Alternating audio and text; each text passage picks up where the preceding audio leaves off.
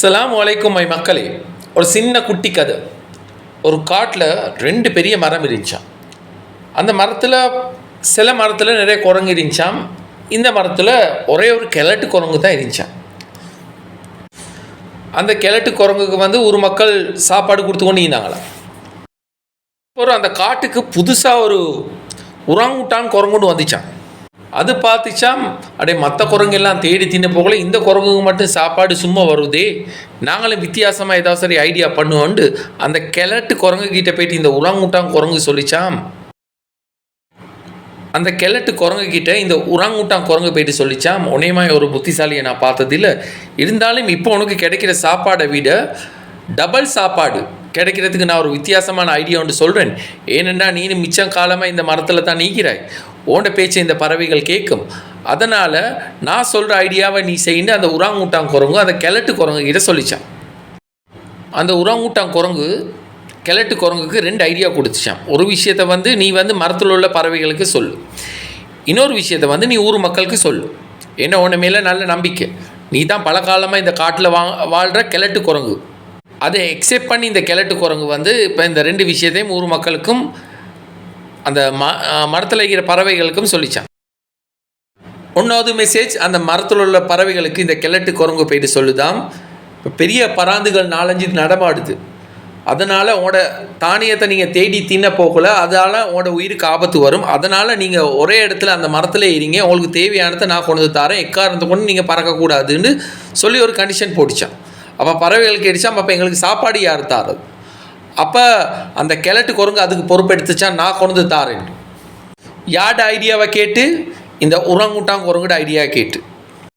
2வது மெசேஜ், அந்த கிழட்டு குரங்கு போயிட்டு ஊர் மக்களுக்கு சொல்லிச்சான், இப்படி பறவைகள் எல்லாம் இந்த நோயால் பாதிக்கப்பட்டிருக்கி, ஒரு பறவைக்கும் பறக்க இயலாது, அதனால் அதுகள் இனி அந்த மரத்திலே தாங்கிக்கும், அதுக்கு தேவையான தானியங்களை நீங்கள் தந்தால் நானே போயிட்டு அந்த மரத்தில் உள்ள பறவைகளுக்கு கொடுப்பேன். ஊர் மக்களும் பார்த்தாங்களாம், அடே நம்பிக்கையான குரங்கு தானே இந்த கிழட்டு குரங்கு, மிச்சம் வருஷமாக இந்த காட்டில் வாழுது, அதனால் இந்த கிழட்டு குரங்கோட பேச்சை கேட்டு அந்த ஊர் மக்களும் தேவையான தானியங்களை அந்த பறவைகளுக்கும் அந்த குரங்குக்கும் போயிட்டு கொடுத்தாங்களாம். இது வழக்கமாக நடந்து கொண்டே இருக்கு. இப்போ 1 வருஷம் 2 வருஷம் ஆகுதான். எதிர்பார்த்ததை விட இந்த உராங்குட்டான் குரங்கு போட்ட ஐடியா 100க்கு 100 சக்ஸஸ் ஆகிச்சாம். அதனால் இந்த கிழட்டு குரங்குக்கு இந்த உராங்குட்டான் குரங்குட மேலே நல்ல நம்பிக்கை வந்துடுச்சாம். அடே எங்கேருந்துடா நீ வந்தாய், இவ்வளோ காலமாக நாங்கள் நினச்சி பார்க்காத சாப்பாடு இந்த பறவைகளுக்கு நாங்கள் கொஞ்சம் தான் கொடுக்குறோம், ஓண்ட புண்ணியத்தால் இவ்வளோ சாப்பாடு எங்களுக்கு கிடைக்குதுன்று மேலும் மேலும் அந்த உராங்குட்டான் குரங்கை இந்த கிழட்டு குரங்கு நம்ப தொடங்கிச்சான். பல வருஷம் போச்சான். ஆனால் அந்த பறவைகள் மரத்தை விட்டு பறக்காமல் அதே இடத்துல இருந்துச்சாம். ஏன்னா அந்த பறவைகளும் இப்போ சோம்பேறி ஆகிடுச்சு, என்ன நினச்ச சாப்பாடு சேருது.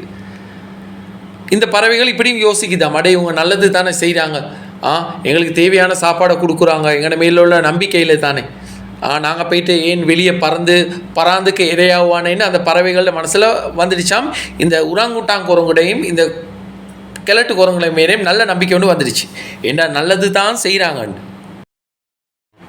இப்படி கொஞ்சம் காலம் போகணுன்னா அந்த ஊர் வழியாக ஒரு வேடன் அடே இவ்வளோ பெரிய காஞ்ச மரமாகிக்குதே, பெரிய மரமாகிக்குதே, இதை வெட்டினா எங்களுக்கு நிறைய தலப்பாடம் செய்யலாம்னு அவன் ஒரு நோக்கத்தில் அந்த மரத்தை வெட்டுறானாம். வெட்டினோன்னே அந்த பறவைகள் எல்லாம் பறக்க தொடங்கிடுச்சான்.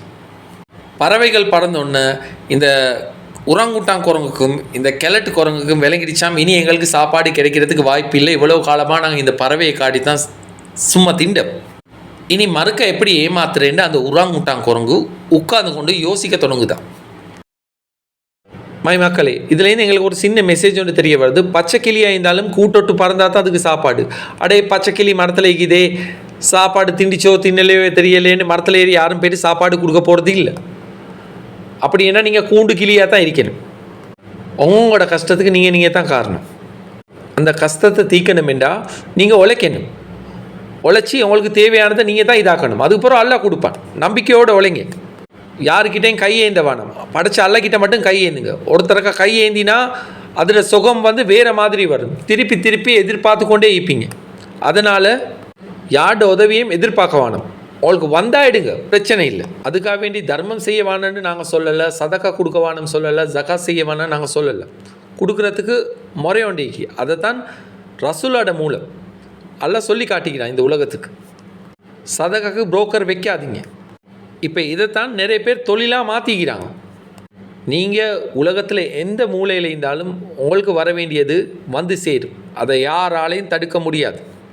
இருந்தாலும் தன்மானம்ன்ற ஒன்று இருக்கி, சுயமரியாதைன்ற ஒன்று இருக்கி, அதை இழந்து தான் நீங்கள் இதை எடுக்கணும் என்று அப்படியாப்பட்ட சதக்காவோ ஜக்காத்தோ தேவையே இல்லை. மக்களே, மரத்தையும் வெட்டியாச்சு, பறவைகளும் பறந்துடுச்சு. இப்போ இந்த உராங்குட்டான் குரங்கும் இந்த கிழட்டு குரங்கும் சேர்ந்து மக்களை எப்படி ஏமாற்றலாம்னு யோசிச்சு கொண்டு இருக்குதுவன். ஆனால் எங்களோட ஃபாலோவர்ஸ்க்கு இதில் வார கேரக்டர் எல்லாம் நல்லா தெரியும். அதனால் நீங்கள் எங்களோட கொமெண்ட்ஸ்க்கு வந்து சொல்ல வேண்டியது, யார் இந்த உராங்குட்டான் குரங்கு, யார் இந்த கிழட்டு குரங்கு, யார் அந்த பறவைகள், யார் அந்த ஊர் மக்கள், யார் அந்த வேடண்டு எங்களோட கொமெண்ட்டில் வந்து நீங்கள் சொல்லுங்கள். If the cap is suit you can wear it. தொப்பி யாருன்னா தாகண்டு. எனிவே மக்களே, ஆனவரை சொல்லிவிட்டோம். அஸ்ஸலாமு அலைக்கும். Good by.